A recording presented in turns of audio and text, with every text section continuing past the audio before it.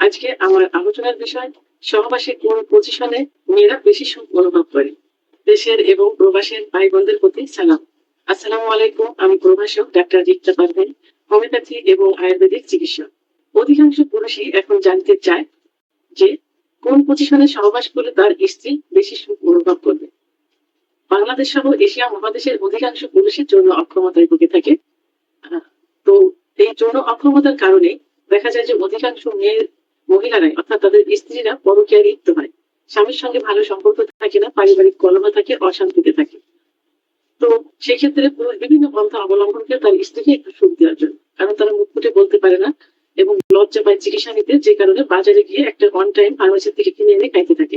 একটা সময় অন টাইমে কিন্তু কাজ করতে পারে না, অর্থাৎ কাজ করে না। আবার দেখা যায় কিছু হালুয়া এই জাতীয় কিছু চিকিৎসা নেয়, বিকল্প ধারার কিছু চিকিৎসা নেয়, যে চিকিৎসাতে যে কয়দিন ওষুধ খায় সে কয়দিন ভালো থাকে, ওষুধ শেষ হয়ে গেলে আবার আগের মতো হয়ে যায়। এমন হয়ে থাকে যে আগের থেকে বেশি খারাপ হয়ে যায়।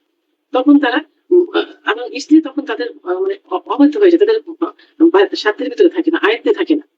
তখন সেই স্ত্রীকে ম্যানেজ করার জন্য তারা ওষুধের পাশাপাশি বিভিন্ন ওয়ে খুঁজতে থাকে কিভাবে স্ত্রীকে একটু সুখ দেওয়া যাবে।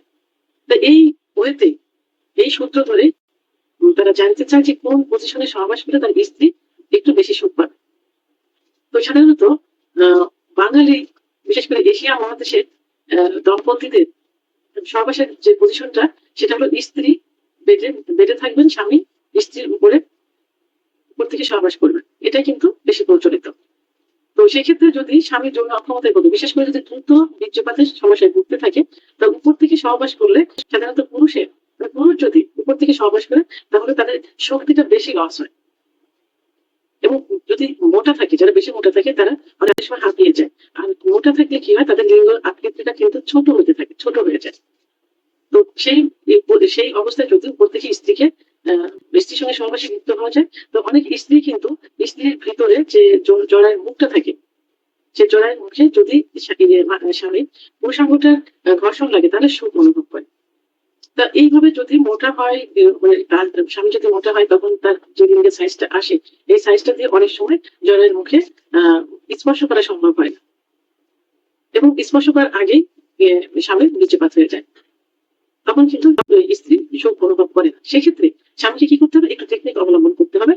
সেখানে নিজে শুতে হবে, যারা মোটা থাকে, যাদের দ্রুত বীর্যপাত হয়ে যায়, যাদের সহবাসে স্ত্রী সুখ পাচ্ছে না, তখন কি করতে হবে, স্বামীকে শুতে হবে, স্ত্রী উপর থেকে যৌন কার্য পরিচালনা করবে। এতে কি হবে, তাদের কাঙ্ক্ষিত যে চাওয়াটা থাকে, অর্থাৎ যে জরায়ের মুখে মুখে স্বামীর পুরুষাঙ্গটা স্পর্শ লাগবে, এটা কিন্তু খুব ইজি ভাবে তারা নিজের আয়ত্তে এনে সেই স্পর্শটা কিন্তু তারা করাতে পারে। কারণ তখন যৌন কার্য তার আয়ত্তে থাকে, তারা ইচ্ছা মতো এটা ব্যবহার করতে পারে। এবং তাদের যে জি স্পট জায়গাটা থাকে মহিলাদের, সেই জি স্পট জায়গা, অর্থাৎ যেখানে ঘর্ষণের কারণে বীর্যপাত হয়, সেই জি স্পট জায়গাটা কিন্তু থাকে প্রসাবের যে স্থান থেকে, প্রসাবের স্থানের নিচে। সে নিচে স্ত্রী যখন সহবাস করবেন, তখন তিনি নিজে ইচ্ছাকৃত ভাবে সে উপরের দিকে ধাবিত করে যৌন কার্য পরিচালনা করতে পারবেন। এতে কি হবে, তার খুব দ্রুত বীর্যপাত হয়ে যাবে। এবং এতে স্ত্রী তার শক্তিটা লস হবে, সেও সহজেই বীর্যপাত ঘটানোর জন্য চেষ্টা করবেন, এবং তার নিজের আয়ত্তে পুরো যৌন কার্যটা রেখে নিজের মতো করে পরিচালনা করবেন। এবং মেয়েদের সেন্সিটিভ একটা জায়গা থাকে কিন্তু, যখন পুরুষগুলি করে তাদের সেটা ব্যবহার করে ব্রেস্ট মানে স্তন। তো যখন উপর থেকে সহবাসে লিপ্ত হবেন, তখন স্তনটা তার হাজবেন্ডের দ্বারা খুব সহজেই স্পর্শ করাতে পারবেন, এটাতে তিনি আরো বেশি সুখ অনুভব করতে পারবেন।